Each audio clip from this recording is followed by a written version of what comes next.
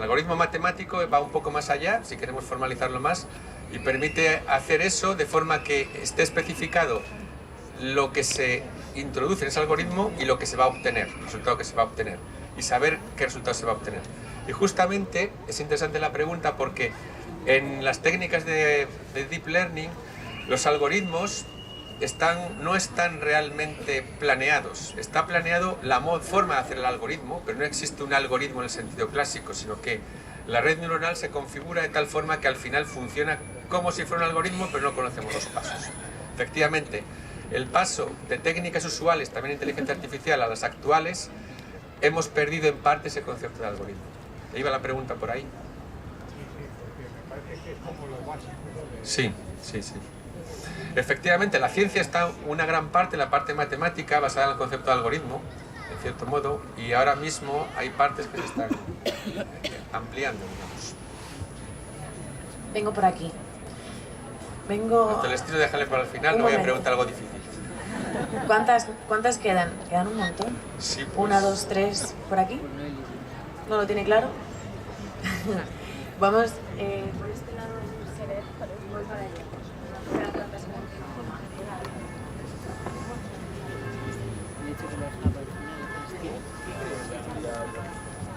Sí, no, me ha parecido muy interesante la pregunta que ha hecho la chica y la respuesta que has dado. A mí la cuestión que me queda es, ¿realmente en un modelo de una arquitectura distinta sería ciencia?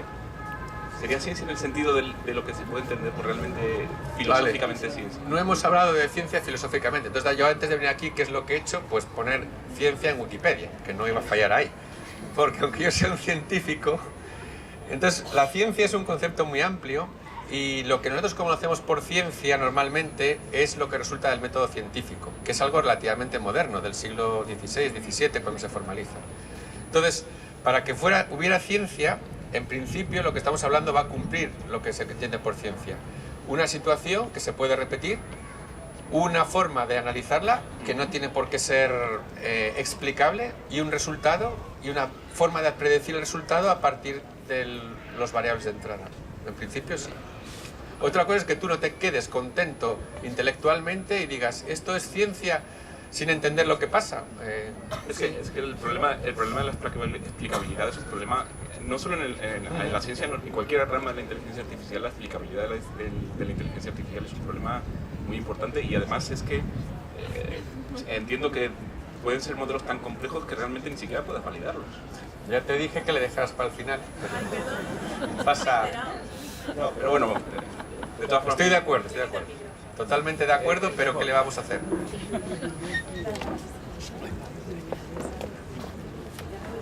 Pero tú piensa otra pregunta que le ha gustado. Vengo por aquí a él, que es que lleva con la mano levantada tanto tiempo que me da cosa. Bueno, para el próximo año a ver si son inalámbricos, ¿eh?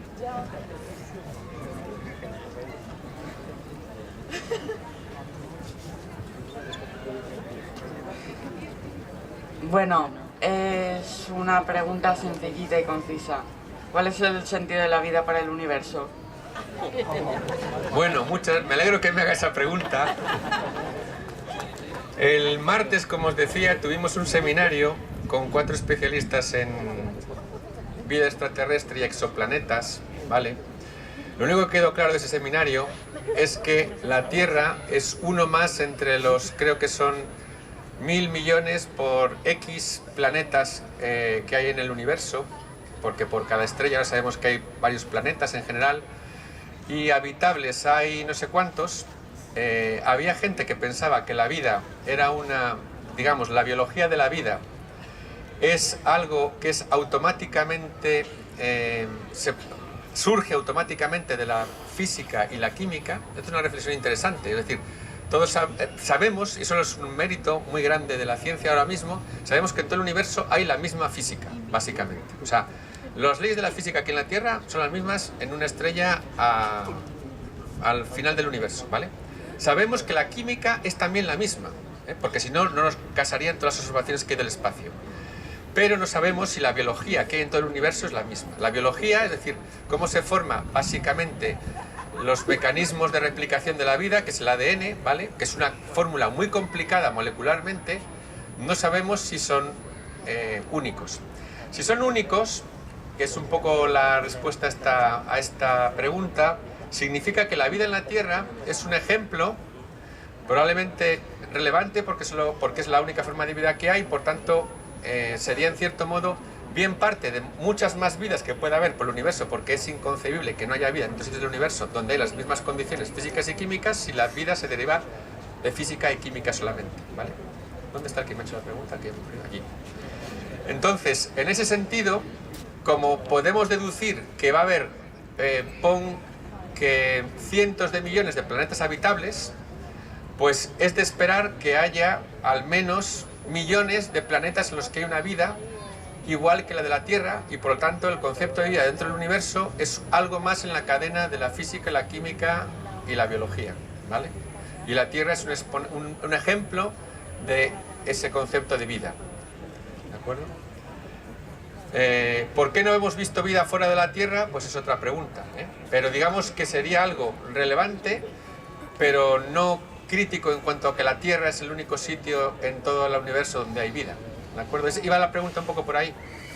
Entonces, no hay una visión ahora mismo antropocéntrica del universo, ¿eh? No pensamos que solo hay vida en la Tierra, pensamos que hay vida en aproximadamente, bueno, me lo estoy inventando, pero no tanto, 1 millón de planetas por el universo, o quizás más, ¿vale? Y ahí ya hay diferentes escuelas, unas que dicen que la vida tiene que ser como la que hay en la Tierra, porque la biología deriva de la física y la química, y otras que piensan que no, que puede haber vida en vez de con carbono, con silicio, o con azufre, o con fósforo, por ejemplo. Voy pasando por aquí. No os preocupéis que llego a todo el mundo. Bueno, antes has hablado de que la inteligencia artificial puede desarrollar creatividad y su propia ciencia. ¿Podríamos decir que una inteligencia artificial puede desarrollar su propia cultura? Quiero decir, ¿puede hacer su propio arte o demás? Bueno, a ver, yo he empezado diciendo que esto era una charlita, y ahí está el originante del término charlita, y lo es. Yo estoy hablando todo el rato de algo especulativo, ¿de acuerdo? Pero sí, la tendencia tecnológica de hacer máquinas cada vez más potentes sigue. Sí, las máquinas van a ser creativas. De hecho, parte de lo que conocíamos como creatividad, fijaos que hasta el siglo XX, básicamente, parte de la creatividad en una obra de pintura era copiar anteriores obras de pintura, ¿eh? Y eso las máquinas lo bordan, vamos. O sea, tú le pides ahora a una máquina que te pinte un cuadro de Van Gogh y te lo borda. O sea, te pone un cuadro, tú le das una foto y dice, transfórmamelo en un cuadro de Van Gogh. Y te lo hace igual con su estilo y demás. Y eso es copiar, y eso antes era arte, ¿vale? Ahora no es arte, evidentemente. El arte también va evolucionando. El arte es un pilar de la cultura. Las máquinas, si evolucionan, pues tendrán su cultura, efectivamente. Sí. Y habrá que ver qué papel tenemos en esa cultura. Por eso yo insisto en el punto de tener clara la educación. Además, la educación es clave para la cultura, como te he dicho. O sea, estas culturas anuméricas que he citado antes tienen evidentemente su cultura y es distinta de la nuestra. Y es debido a su base, digamos, de educación. ¿Era así? ¿La pregunta iba por ahí? Bueno, ya me parece que vamos acabando. Sí, ¿cuántas te apetecen? ¿5? No, las que haya, yo no tengo inconveniente, pero la verdad es que hace un poco de frío, ¿no? Me imagino. Y por mí no, yo no tengo frío, pero sí noto que hace frío. Bueno, teniendo en cuenta el crecimiento exponencial que tiene la tecnología y bueno, la capacidad que tienen las máquinas para realizar este tipo de tareas, operaciones, ¿cómo una posible inteligencia artificial sería capaz de entender conceptos más complejos como podría ser el número pi o algo por el estilo? Vale, ese es el ejemplo justamente que he puesto antes, que es interesante. Este ejemplo, a ver, muchas veces los investigadores no pensamos demasiado, o sea, el día a día nos lleva de una cosa a otra, Álvaro, que está por aquí, que es el coordinador real del proyecto que dirigimos europeo, que es justamente sobre implementación de máquinas para hacer deep learning de forma distribuida, recordará que en la conferencia que tuvimos aquí en la Magdalena en junio, ¿verdad?, salió esa pregunta. Claro, la hice yo también, con lo cual es un poco bufo, porque teníamos un muy buen especialista alemán y surgió el tema de que a veces nos olvidamos de lo más básico, y es, por ejemplo, ese punto, de que cosas tan relativamente sencillas como encontrar, o sea, sacar el concepto de pi, no son evidentes. El número pi ha costado mucho tiempo en sacar por los investigadores, ¿no? Por los matemáticos. Y ahora mismo yo no veo de forma fácil cómo hacer algo equivalente. Hace año y pico también probamos con el concepto, por ejemplo, de paralelismo, ¿no? Si la red neuronal es fácil para ella interpretar un concepto como paralelismo, ¿no? Bueno, son conceptos abstractos a los que se ha llegado en parte por razones prácticas, pero que luego la mente humana ha seguido elaborando y ha llegado a eso, y en eso aún no están las máquinas. Hay algoritmos, no de deep learning directamente, aunque algunos sí, que tratan de justamente seguir el razonamiento, digamos, matemático de teorema, demostración y demás, y que pueden pues, salir. Pero a día de hoy no, que yo sepa, no lo. ¿Una inteligencia artificial sería capaz de realizarla en poco tiempo? Bueno, teniendo en cuenta de que... No lo sabemos. Vale. ¿Alguna pregunta más? ¿Os queda? ¿Cuántas preguntas quedan? Por aquí sé que queda una allá arriba. Ah, espérate, una aquí. ¿Por aquí ninguna? Sí, una por aquí y otra por ahí. No, ¿qué? Bueno, es una pequeña duda.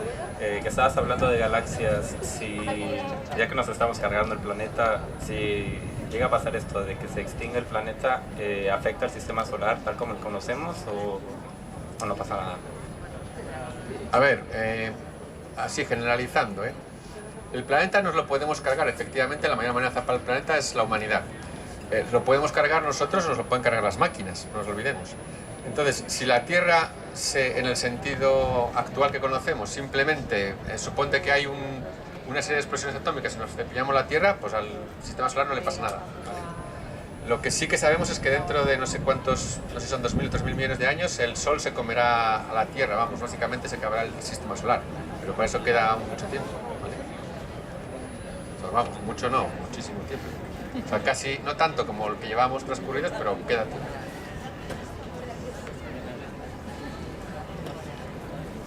Ahora mismo mi opinión es que una de las mayores amenazas que hay es justamente que haya una inteligencia artificial general que acabe destruyendo la Tierra y que incluso destruya la Tierra, porque claro, si son tan listas las máquinas harán sus cohetes y se irán, eso también es así.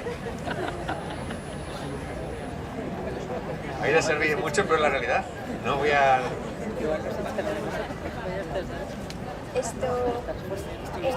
Sí. Sí. Mi pregunta iba más. Los científicos no tienen claro cómo funciona nuestra conciencia. O sea, hay algo cuántico detrás de todo, pero no saben muy bien cómo funciona nuestra conciencia. ¿Cómo se supone que nosotros nos vemos a nosotros mismos y cómo se va a desarrollar eso en una inteligencia artificial? ¿Cómo van a desarrollar eso?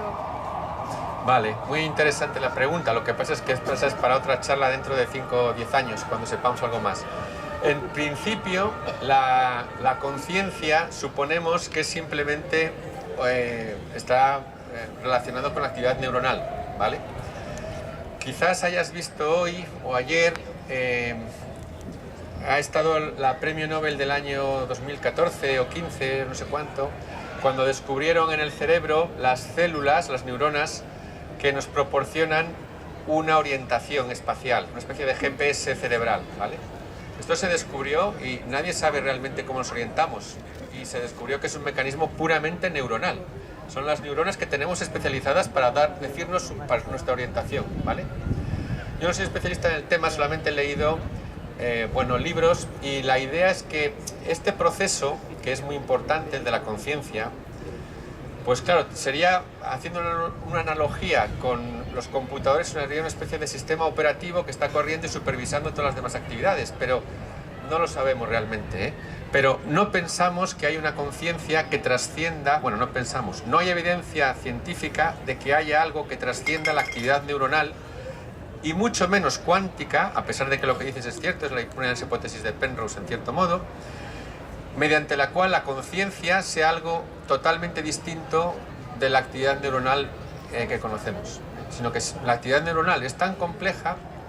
Os decía antes que tenemos un grupo muy bueno que trabaja justamente en ver la actividad neuronal, y ellos se están poniendo electrodos muchos y demás, y la realidad, hay también un proyecto europeo muy gordo que se llama el un flagship del cerebro, otro proyecto en Estados Unidos, y se está haciendo el mapa de neuronas, pero el mapa de actividad neuronal es muy complicado, porque las neuronas son extremadamente densas, son miles de millones, y al final trazas la actividad en un sitio, pero no somos capaces ahora mismo de entender realmente los procesos neuronales. Fijaos que Cajal, que recordad que es premio Nobel español, de 1900 y pico, fue quien descubrió la neurona como unidad de actividad cerebral, y tenía toda la razón.